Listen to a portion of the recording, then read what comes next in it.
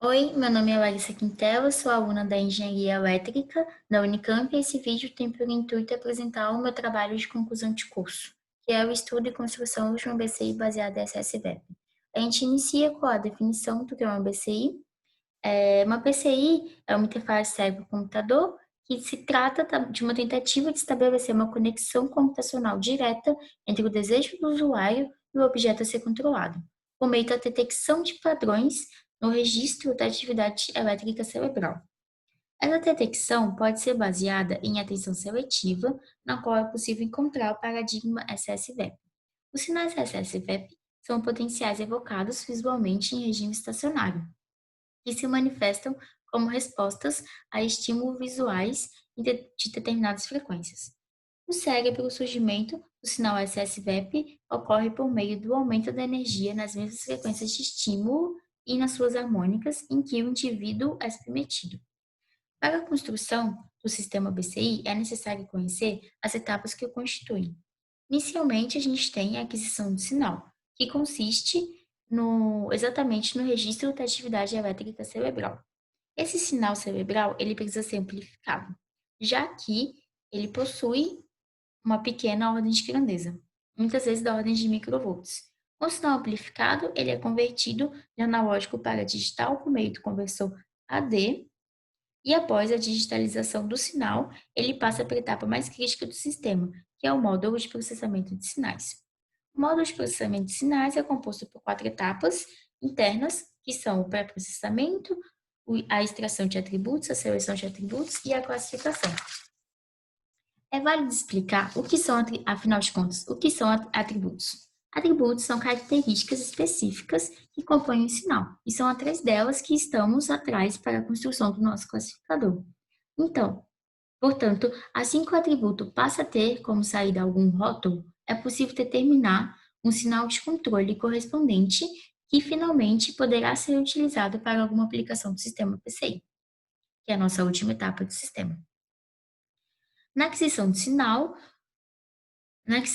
utilizou-se o eletroencefalograma para o registro da atividade cerebral e a construção da nossa base de dados EEG-SSVEP é feita pelos pesquisadores do SPCOM, da FEC Unicamp, mais especificamente pelo projeto DESTINE, Desenvolvimento de Tecnologias da Informação para a Neurologia, em que, na experiência, 11 voluntários foram instruídos a focar sua atenção no padrão xadrez como ilustrado na figura direita. Cada padrão, por vez, cintilava uma frequência específica, que mostra no slide, por 12 segundos.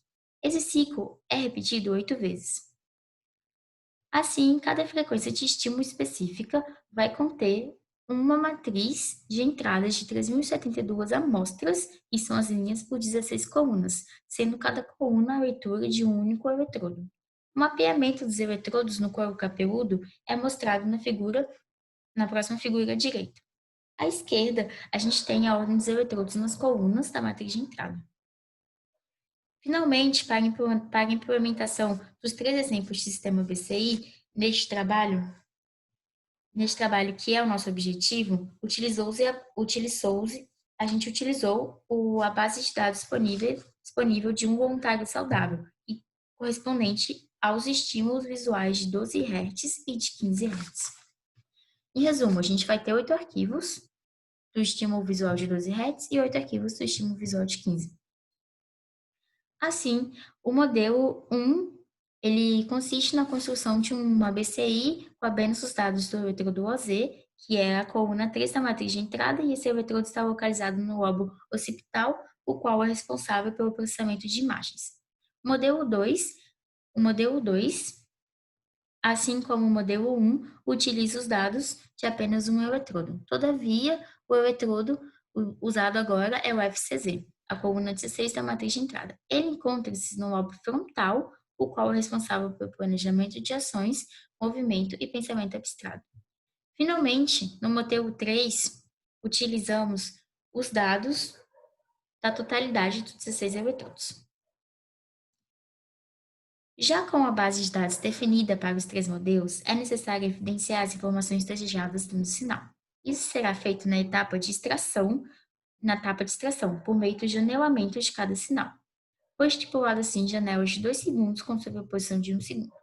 Dessa forma, faremos a FFT para cada janela de tempo. Afinal, estamos trabalhando com estímulos visuais piscando em frequências bem definidas. Logo, é conveniente passarmos do domínio do tempo para o domínio da frequência. A seleção tem por finalidade diminuir a quantidade de dados disponíveis sem a perda de generalização do sistema, o que é essencial para uma boa classificação. Assim, a seleção isolou as duas características de interesse do nosso trabalho, que consistem no módulo da FFT em 12 Hz e o módulo da FFT em 15 Hz. Esse atributo ele aparece em cada janela da base de dados utilizada. Por fim, o atributo será rotulado com uma classe de saída de acordo com o estímulo que o gerou.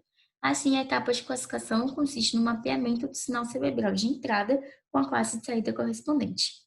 A figura ao lado direito ilustra conceitos importantes para esse TFC, como, por exemplo, a linha preta que representa o hiperplano, que corta o plano de atributos da classe C1 da classe C2, que é chamado de fronteira de tensão. Nesse trabalho, é importante também falar que o rótulo -1, ele corresponde ao padrão de entrada de 12 Hz e o rótulo +1 ao padrão de entrada de 15 Hz. A construção do nosso classificador linear é feita por meio da função discriminante ilustrada na equação 1. Alguns pontos são importantes observar. A gente sabe que o vetor W ele é o vetor responsável pela orientação da fronteira de tensão e é conhecido como vetor de pesos. Então, é necessário que termos uma solução para esse vetor W. Neste trabalho, a gente utiliza o critério de mínimos quadrados, em que, por meio da aproximação do vetor de saída do classificador, que é o resultado da equação 1, com o vetor de rótulos, é possível obter a fronteira de tensão. Basicamente, a medida do erro quadrático é mais utilizada nesse contexto. A técnica, já com os classificadores funcionando, é imprescindível analisar a capacidade de generalização do mapeamento realizado. A gente tem um conjunto de dados disponíveis que é limitado, certo? Então, pode ocorrer uma certa dúvida quanto à qualidade desse modelo quando expostos a dados de entradas ainda não vistos no treinamento do algoritmo. Então, para validar o desempenho dos 3 modelos, foi adotada a seguinte estratégia: 70% da totalidade dos dados vai ser destinados ao treinamento do algoritmo e os 30 restantes vão servir de sinais EEG, SSVEP desconhecidos e por isso aptos para validar o classificador. A parte de resultados e discussões vão ser mostradas diretamente no MATLAB, onde os três modelos foram implementados. O desempenho dos modelos será medido pela quantidade de acertos do classificador dentro do conjunto de validação, isto é, 56 dados desconhecidos, quantos deles o classificador consegue rotular de forma correta. Tal medida será dada pela variável acertos, sendo por meio dela o cálculo do desempenho. Então, aqui a gente tem o nosso primeiro código que representa a BCI formada com a base de dados por eletrodo OZ. Rodando ele, a gente primeiro consegue essa figura, que é exatamente o plano de atributos com os padrões de OZ e de 12, com os padrões de 12 Hz e de 15 Hz. Nele, a gente consegue ver como esses padrões estão nitidamente separados pela fronteira de decisão, representada pela reta verde. Isso quer dizer que a nossa classificação foi boa. Vamos agora comparar essa análise com a variável acertos. A gente tem 53 acertos de 56 dados. Isso quer dizer que a gente conseguiu um desempenho de 94,6%. Isso é um desempenho muito bom e vai de encontro com o gráfico que encontramos e também vai de encontro com a localização do eletrodo OZ no encéfalo humano, que é no lobo occipital responsável pelo processamento de imagens. Pulando já para o modelo do FCZ, a gente vai rodar ele. Aqui também a gente consegue obter o plano de atributos com os padrões de 12 Hz e de 15 Hz. É válido lembrar que cada padrão desenhado nesse gráfico, ele representa um atributo que foi selecionado em cada janela.